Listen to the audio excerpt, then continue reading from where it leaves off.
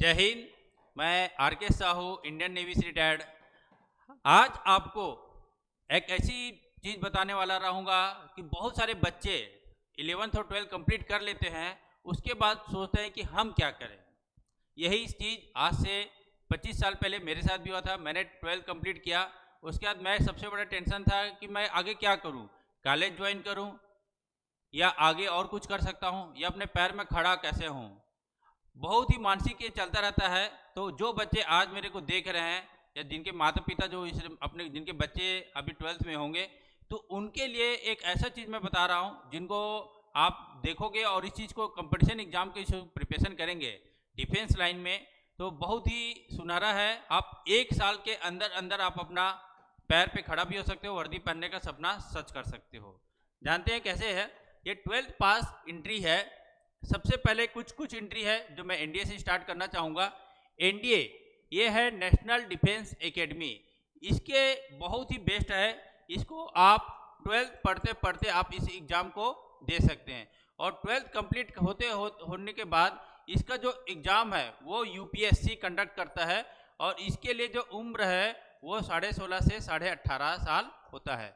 और इस एग्ज़ाम को आप क्लियर करके आप तीनों सेना, चाहे आर्मी हो, नेवी हो या एयरफोर्स में, आप ऑफिसर रैंक में एंट्री पा सकते हैं। और इसकी डिटेल और जानकारी चाहिए तो हमारे एकेडमी से बनाया हुआ है, आप उसको डिटेल देख सकते हैं। इसका जो है एग्ज़ाम है साल में 2 बार आता है। आपका एग्ज़ाम होता है अप्रैल और सितंबर, ये 2 बार होता है इसका एग्ज़ाम। आप इस एग्ज़ाम को दे सकते हैं। और सबसे अच्छी चीज़ बात यह है कि इस एग्ज़ाम को पास करने के लिए आपको बॉयज़ और गर्ल्स दोनों इसको कर सकते हैं। बॉयज़ और गर्ल्स इस एग्ज़ाम को दे सकते हैं। ये हो गया एनडीए, 12th पढ़ते पढ़ते और 12th के बाद भी दे सकते हैं। फिर आता है इंडियन आर्मी। इस इंडियन आर्मी के लिए इसमें 2 चीज़ होता है, 10th और 12th पास। इसको दोनों लोग दे सकते हैं और सेम इसमें भी गर्ल्स और बॉयज़ इसको दोनों लोग एग्ज़ाम इसको दे सकते हैं। फिर आता है अग्निवीर का नेवी। नेवी में 2 चीज़ होता है, एक एसएसआर जो 12th होता है और एमआर जो होता है वो 10th बेस पे होता है। इसको भी साल में इसका 2 बार वैकेंसी आता है। इसमें भी सेम गर्ल्स और बॉयज़ दोनों इसको दे सकते हैं।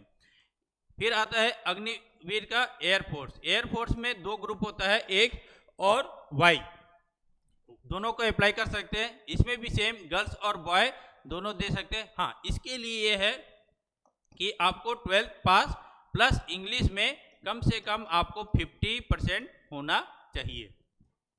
फिर आते हैं दिल्ली पुलिस। दिल्ली पुलिस का सेम आपका दिल्ली पुलिस के निकलता है स्टैंडर्ड। और अभी इंडियन कोस्ट गार्ड, इसमें भी 12th और 10th दोनों बेस पे निकलता है। ये है कि ये ओनली केवल बॉयज़ के लिए ही होता है, ओनली फॉर बॉयज़ के लिए रहता है इंडियन कोस्ट गार्ड, और ये परमानेंट भर्ती है। फिर आता है अलग अलग फिर से निकलता है, जैसे अलग अलग एग्जाम होता है, जैसे इसमें बीएसएफ, सीआरपीएफ, सीआरपीएफ और एसएसबी, इनके भी अलग से सेपरेट एग्जाम होते हैं जिनको आप 10th बेस पे ही एग्जाम को आप दे सकते हैं। अब बात आते हैं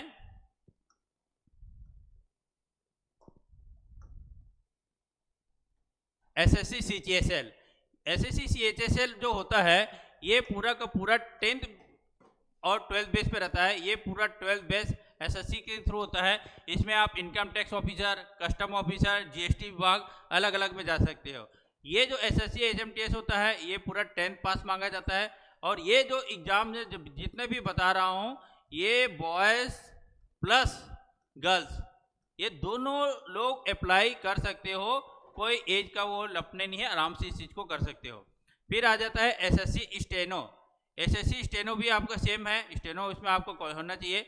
एसएससी जीडी ये सबसे इम्पोर्टेंट है, जिसमें हर साल करीब करीब 32 से 35 हज़ार वैकेंसी निकलता है। और इसमें अलग से BSF, CISF, CRPF, SSB, Assam rifle, इसमें जाया जा सकता है एसएससी जीडी के थ्रू, लड़के और लड़कियां दोनों। फिर आ जाता है रेलवे का। ये है रेलवे का अलग से एएलपी और आरआरबी एनटीपीसी। इसके थ्रू आप इंडियन रेलवे में भी आप 10th और 12th के बेस पे आप जा सकते हो। और कैसे भी करके अपने पैर पे खड़ा हो सकते हो।